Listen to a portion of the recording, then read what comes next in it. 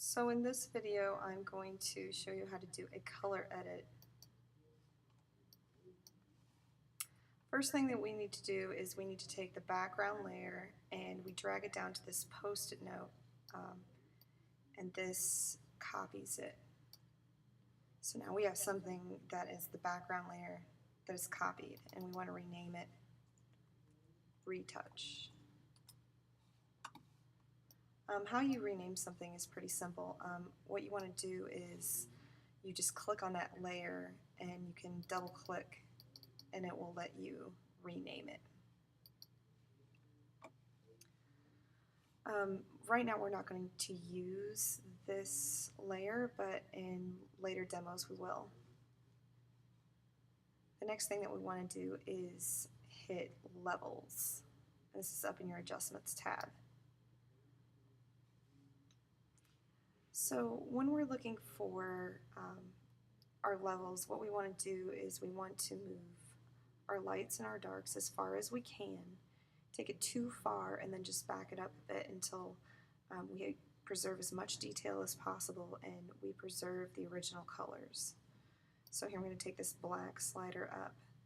I'm going to take it too far, and then I'm going to back it up. And I want to watch my darkest areas to make sure that I'm not losing details. So I'm checking this area up here, making sure I'm not losing detail. Any other area that's super dark as well. Then I'm going to do the same thing with my lights. I'm going to push it too far. And then I'm going to back it up, preserving as much detail as possible. I'm just adding a little more contrast into the photo. I always tell my students to look for an overall tonal quality from dark to light. This middle slider is very sensitive, so we want to make sure that it's actually necessary to move it. If we move it in either direction and we're losing any detail, we might not have to move it that much. Order is very important, so once we have levels, the next thing that we do is brightness contrast.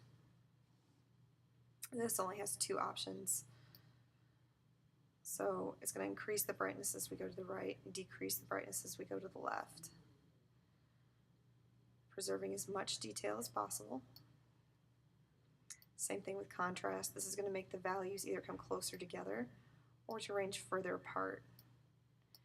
Now stylistically, some students may decide to lose some detail in the second semester, but for a basic edit, you want to try to preserve as much as possible.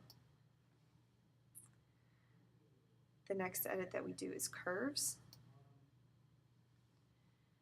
And in this edit, all we do is we can push and pull different values into the photo. So this is a graph showing our darks and our lights. And we can push those values either in or pull them out to bring more detail in. So you only want to do what is benefiting the photo. Anytime you want to see a before and after of your edit, right next to the layer is this little eyeball, and it doesn't delete the layer, but it actually deactivates the layer. So if I click on this eyeball, it's going to deactivate the edit I just did. I think this enhanced the photo. It's a little bright over here, so I want to watch that.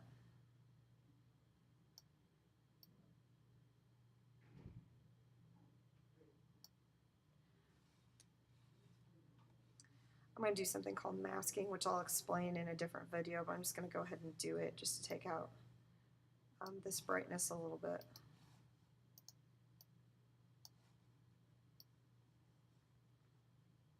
So I'll explain in a later video what I'm doing to mask.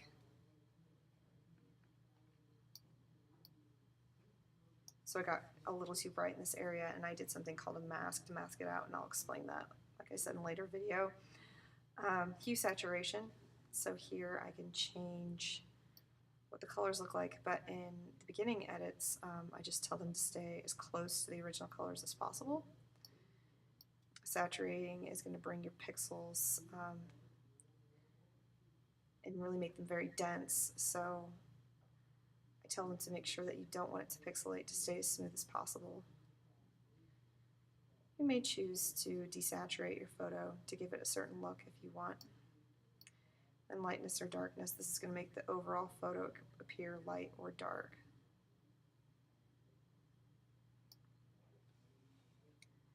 And that concludes a basic color edit.